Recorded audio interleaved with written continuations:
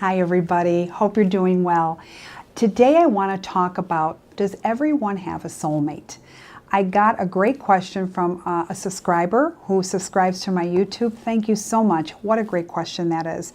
And you know, ironically, I get this question asked not a lot, but every once in a while. And the first thing I'll always say to somebody is, what do you think a soulmate is? And they'll tell me things, but it's interesting. What I'm getting from most people is they think a soulmate has to be a significant other or a spouse. And that's not necessarily so. A soulmate is when two souls virtually, literally connect. And when I say that you have this pull.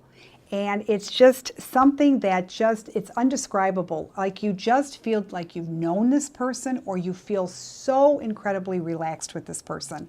And as you start building a relationship, it just becomes more and more like fruitful, and it's balanced and it's abundant and it's just wonderful.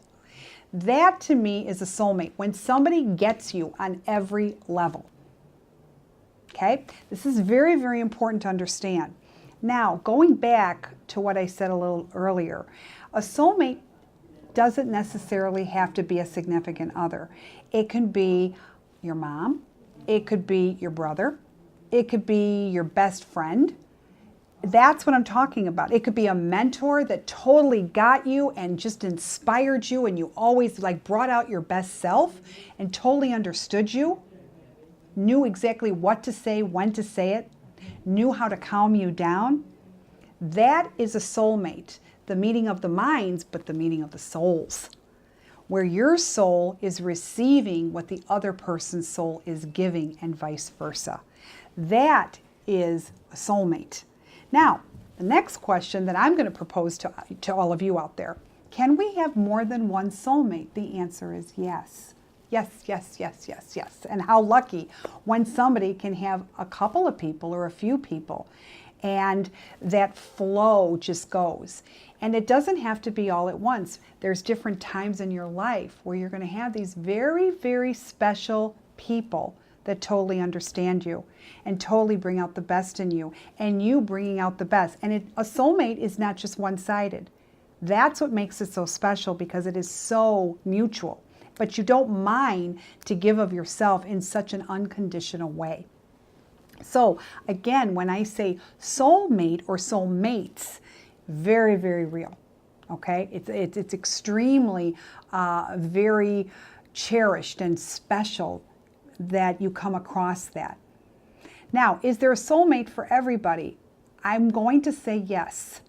Even the strangest of people that may actually connect with somebody. Could even be somebody of somebody who works in the medical field, who has a very good colleague or a good doctor friend.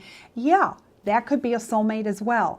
Being on your level, where your level is receiving and understanding that other person's level in a way where you both emerge, and it's just, like I said, the yin and the yang. So yeah, great question. When you get these soulmates in your life, cherish them. Really cherish them, because it's unlike any other relationship that you have. You know, we always like to think our mothers understand us, or our fathers understand us, or even our spouses understand us. Do not feel bad when you meet somebody that isn't your mom, your dad, your husband, your wife, but somebody who so gets you. Don't be upset with that, okay? There's nothing wrong with connecting on a deeper spiritual level. Nothing wrong at that at all. As long as you keep it in the right perspective and your balance. That's what you do. You don't cross lines. Don't get that mixed up with trying to have an affair with somebody because he's my soulmate and he makes me feel. I get it. But there's also things that you have to realize in where you're at. If you're a married person, all of those things. Keep the perspective. And when I say that is, when you come across a soulmate that's other than your spouse, cherish them.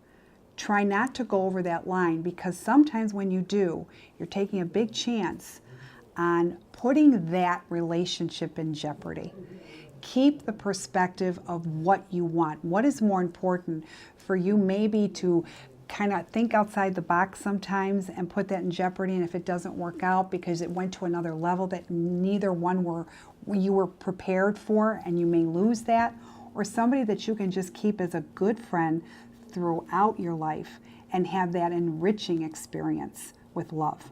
So I say that because I don't want you getting that mixed up, because I know when you meet somebody and you connect on such a high level in every way, it's very meaningful.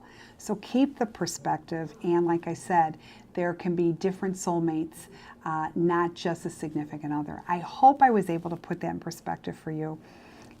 Subscribe to YouTube and keep the questions coming. I love them. I read them and they're wonderful, and I love all of you. Until next time, I wish you nothing but abundance of love, lots of love and peace. All right, take care until next time. Bye-bye.